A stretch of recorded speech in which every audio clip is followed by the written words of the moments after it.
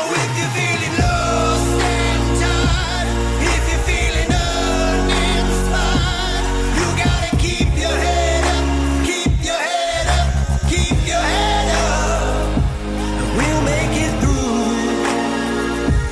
We'll make it through. Keep your head up, don't let it drop. We'll make it through. Good morning and welcome to Heads Up, a mental health wellness show that is hosted by myself, Sue Mullen, a retired school counselor, and my cohort, licensed family therapist, Diane Vaccarello. Diane? Hi, Sue. How are you doing today? I'm doing fantastic today. Yes. All right. Well, I'm happy to see you. I know that you've had some challenges the past couple of weeks with some health issues, so I'm happy to see that smiling face back in front of the camera with me. And we're here to talk about something that I know is near and dear to both of us.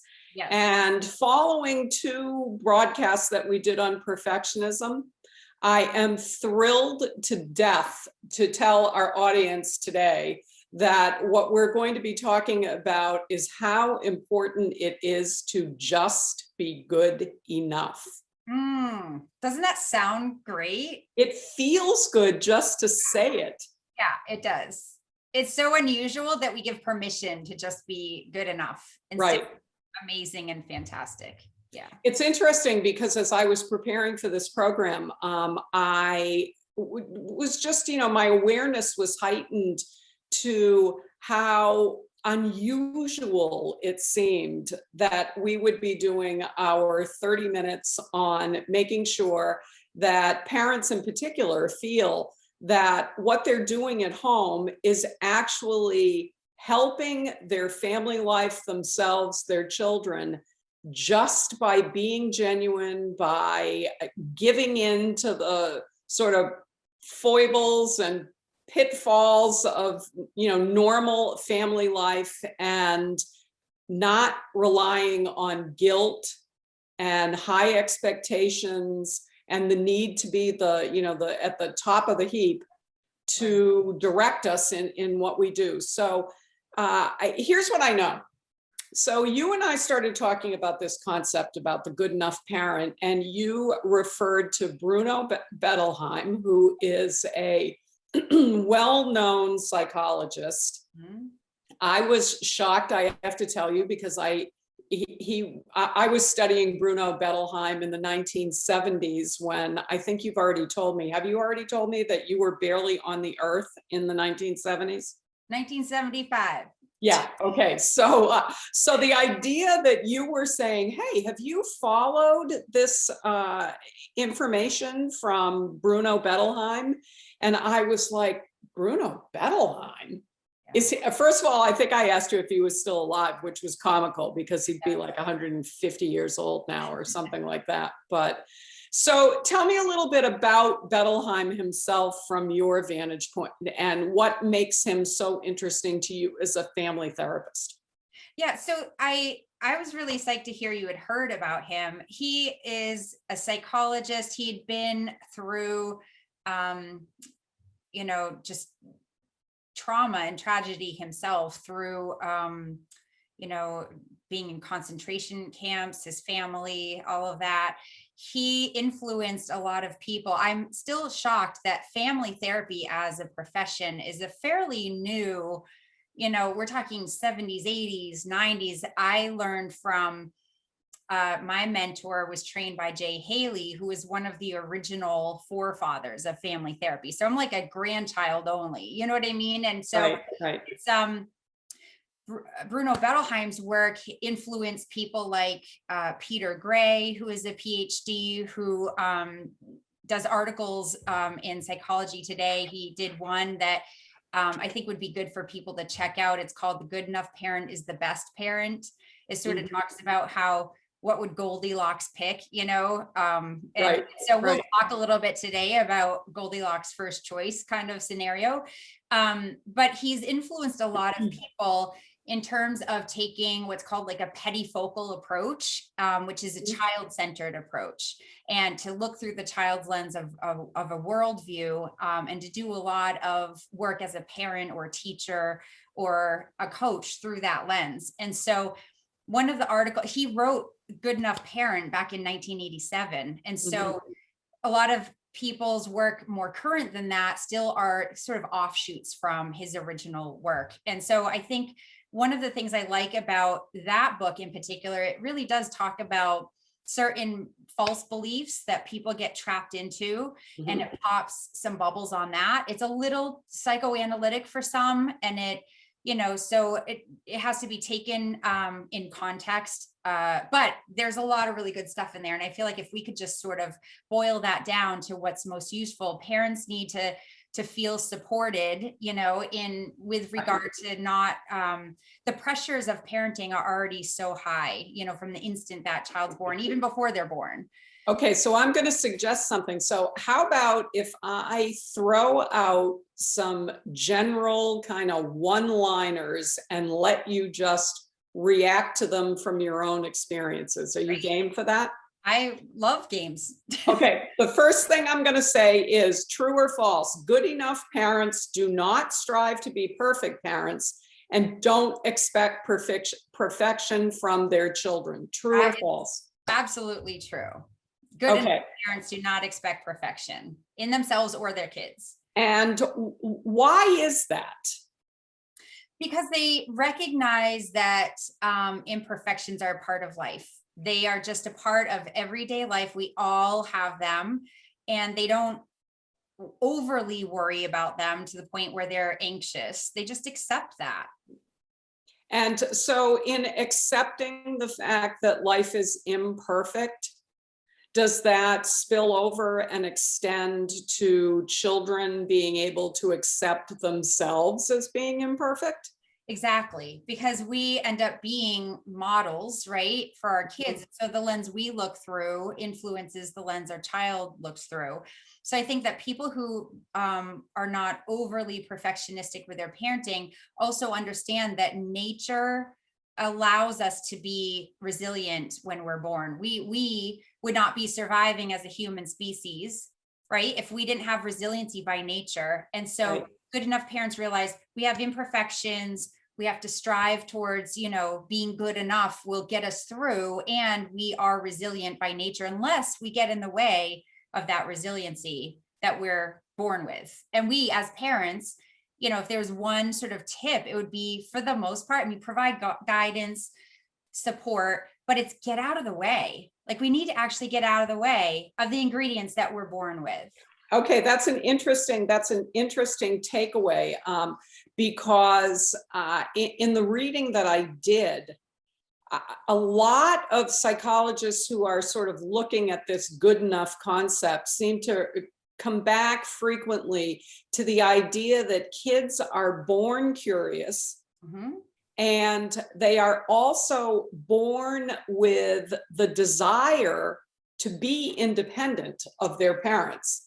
Exactly. And that one thing that good enough parents do is allow their kids to, they can offer help and support, but they know where the line is between what enough help and support is and what too much is. Exactly. That's where the Goldilocks part comes in, right? Because, you know, if it's not enough, it's too much. We're looking for somewhere in the middle there where there's an understanding that our children are quite capable. So the goal for parents is to get to know their children really, really well, instead of presume that they know their children best.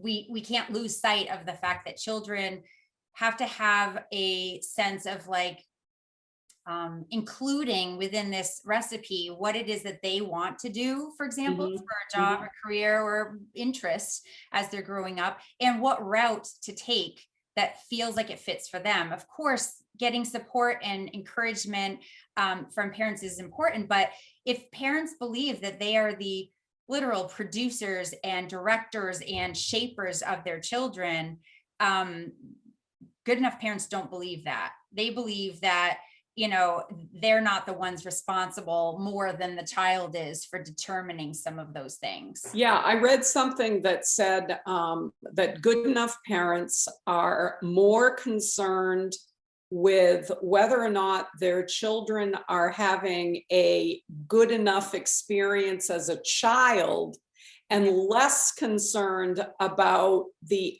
outcome as an adult. And that resonated with me because I remember when I was working that frequently kids would come in and they would talk about their parents' anxiety. Mhm. And I would laugh a little bit with them and say, yeah, it sort of goes like this, right? You have to come to school and you have to get the best grades, and you get the best grades because you need to get into the best programs, and you need to get into the best programs so that you can go to the best schools. Because if you don't go to the best schools, you'll end up addicted to drugs in a teen pregnancy and ruin your life forever. And literally kids would laugh and say, yes, that is kind of what's going on. How did you know? Yeah, exactly. How did you know? So focusing on the child as a child, not focusing on the child as a six-figure earner at the age of 35. Right. It's focusing on the more present time and experience that a child has, that it's satisfying for them, that it's enjoyable for them, but not in a way where we give them too much or do too much. It's more like the idea of a simple, carefree childhood, right? Where they can start to explore things, get curious. We support them having some risk taking because that's a part of ordinary, normal sort of growth and development, that we support them exploring. That is done in the context of a safe environment, of course, but it's done Right. with the idea that their children are complete. Our kids are complete. We need to get to know the areas where they might need a little bit more support, but for the most part, they have the tools. We're just there to kind of provide the environment for them to explore and figure that stuff out. And so when we think about, we've talked about this when we've done the shows on anxiety, the anxiety usually is tied more to the future. So if we're constantly worried about the future, what that's going to bring, we're not able to really be present and satisfied in our present time. So it's all connected, right? The other thing that you were mentioning is, instead of thinking of our children as six-figure earners, it's really just absorbing what it is that makes our children unique in their own way, and really support that. So we are at the same time raising adults, right? We're raising kids to become adults at some point. So we want to blend the two together and not worry so much about the future, but more focus on the fact that they will be on their own at some point. We're not going to be needed forever. So supporting them in being able to be capable. Kids come into this world wanting to do for themselves. They want to do things and learn things. It makes our self-esteem feel much stronger, and success breeds success. If we feel capable of doing X, Y, Z, we're going to be also more interested in trying this, and this. And we'll start to weed through what we like and what we don't like. But if we don't get the chance to do that, and we rely on our parents to do that for us, it's going to be a really tough transition into adulthood that's going to cause all other sorts of trouble in adulthood. Do you think, Diane, that we indulge the work ethic out of our kids sometimes? Yeah, that's an interesting way to word it. We do, because in a sense, kids end up pulling back from working hard if they feel like it's never good enough, right? If they feel like what they're producing is actually because of something that somebody else did for them, they're not going to feel like they own it. Right. And so the work ethic becoming intrinsic starts to die down.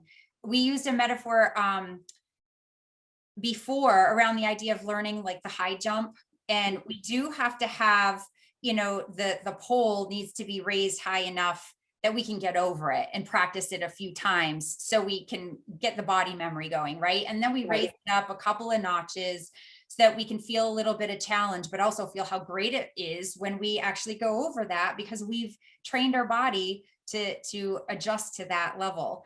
But if we raise the bar way high up, we're going to look at that and we're going to be like, no way, and just walk away. We're just going to tap out of that, Yeah, right? I was actually, I was thinking about that. Yes, definitely unrealistically high expectations for Yeah. performance. But I was also thinking a little bit about, the fact that kids are hedonistic just like we are. Oh yeah. And that if we only present things that are fun and easy as being I see. rewarding, Yep. and we do everything else because it's not fun and easy. Right. If we're not praising and supporting kids around their work ethic, if we're Yeah. not praising and supporting them for trying hard things, for doing things they don't want to do, Totally. if the only thing we make worthwhile is fun and easy, Yeah. then how do we, we're creating our own monsters, You're right? exactly right. And it stops being fun also. It Right. stops being right. And we disconnect from that entirely. But yeah, we're not giving kids a chance, if we take that approach, to actually feel what challenge feels like Mhm. in a way that's attainable. And so part of it is creating environments at home and at school, to your point, right? This is anywhere where Mhm. there's like a warmth around learning, of course, because kids do better with that. They do better with sort of positivity and warmth around that.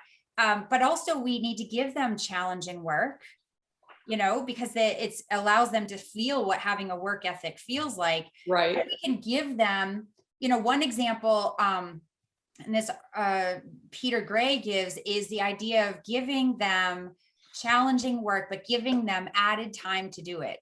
Enough time to work out the problems, enough time to dig in and like struggle a little bit and figure out that they can figure out their struggles. And the reward that comes from that is what keeps work ethic strong and healthy and dynamic. But if we try and give them too much, or we don't give them enough challenging work, right? We don't give them any at all. It's just fun stuff. They don't get to have that feeling of working hard on something and succeeding, Right. or working hard and failing and trying again and exploring. Right. Right. So, what's your take on the balance between those two things? I'm having, I always like to highlight my aha moment. Yeah. And right now, my aha moment is, oh, you're absolutely right. I tend to put too much on my own plate. Mhm. If we put too many things and not enough time in front of our kids, then we're faced with the choice of either telling them to hurry up and get to it, Yes. or we're setting them up to do a mediocre job because they don't have enough time and tools, and then we're slightly disappointed maybe when they don't do as well as we want them to do. Right. And exactly right. So if we compare the two, and we compare basically sending a message that, challenging work takes time, takes effort. Intrinsically, we want them eventually to experience both pieces where they can work things out at their pace. Every one of us has a different pace. That's why it's really hard in a school environment when there's timed testing and all of these things. Yeah. It goes against this concept. But if we can support the idea of taking our time to struggle through learning how to tie your shoe, you know what I mean, when you're young. And even though it's like really important that we get somewhere on time, sometimes as a good enough parent, it's sort of like, good enough, I made it there 10 minutes after because my child learned to struggle a little bit more with their tying their shoe. But that's a skill that they're gonna, feel like they can then try the next thing or the next thing. They're not afraid of learning, and it's intrinsic. Right. Yeah. So when we talk about the good enough parent, are we talking about the parent being good enough or the kid being good enough? So it's both. It's the parent establishing a culture or an environment where they understand imperfections are part of the territory, where good enough is good enough. It's okay to just be okay and not like blow everything out of the water, amazing, all A's, whatever, all the time. That part of what's going to look like imperfections is because we're trying new things, and because that's a part of the process is Mhm. struggling a little bit. So it may mean giving up on being, I use the example of being on time because some people that's so important, and it is, but at the same time, what are you caring more about in those moments around some of these parenting things? We sometimes have pressures in our society to override and make these things more important than the struggle that we need to afford our kids. We need to afford struggle in our own Right. lives. So good enough means good enough as parents, just good enough. You don't have to be the best parent. Being good enough will allow your children to be okay and accept the idea of good enough is good Mhm. enough. And so they won't create another generation of really anxious parents creating anxious kids who feel like they never really, even if they do accomplish something, well, what's the next thing you're going to do? Right? It's never good enough. Right, right. On the psyche, what happens is that there's a lot of some parents who do not take the good enough approach. They believe that ultimately all problems that emerge, that there's somebody to blame for that. There's something wrong that we've done. They blame Right. themselves a lot. Then they blame maybe their spouse, or they'll blame their child. There's somebody to blame, or they'll blame the school, whatever the case may be. But good enough parents understand that it's really just about finding solutions. It's not looking for blame or shame. Otherwise, we just perpetuate that generationally. Right. So basically what we're saying to kids is that problems exist, Yeah. and it's it's it's certainly okay to be unhappy over the fact that you've got a problem. Yep. But the thing that you're looking for is a solution to the problem. It is not to externalize the blame and put it on somebody else. It's to figure out how to redirect yourself or the situation Yeah. and get to a better place. How much of this has to do with parents being able to accept their kids as being good enough if they're not great in athletics, in academics, in social situations? How much of it is us being able to accept the fact that our kids are flawed? Right. It is a huge part of that. It's also a huge part of not being so tied to the outcome of the kids being a certain way. It's Mhm. not having a vision for this is how I want my child to be. That's backwards. It's more around saying, who is my child? How are they? Getting to really, really know them and understand them, and then support those sets of ingredients, because then it's like the child themselves is literally accepted as good enough as who they are.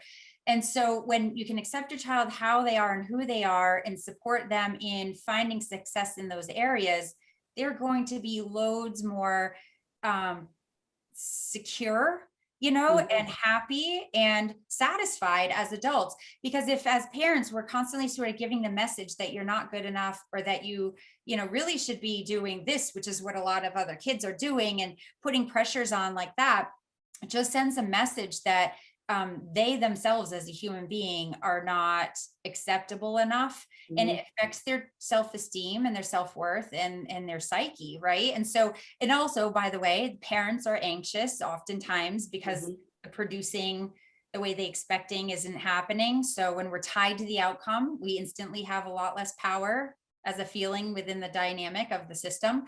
So if we feel unempowered, we're going to try and take power, you know what I mean, from Right, somewhere, right, from our child. And so then who else gets unempowered is the child, right? right. So then it creates an environment of like anxiety and control and all of that, which does not bode well in families or in relationships or for the child's future as an adult. They become controlling, oftentimes. I'm struck as I'm sitting here listening to you by the concept of some people look at the glass and see it as half empty, and some people look at the glass and see it as half full. I, Perspective. I think sometimes we can look at our kids and see the ways in which they're different than we are and see it as a strength.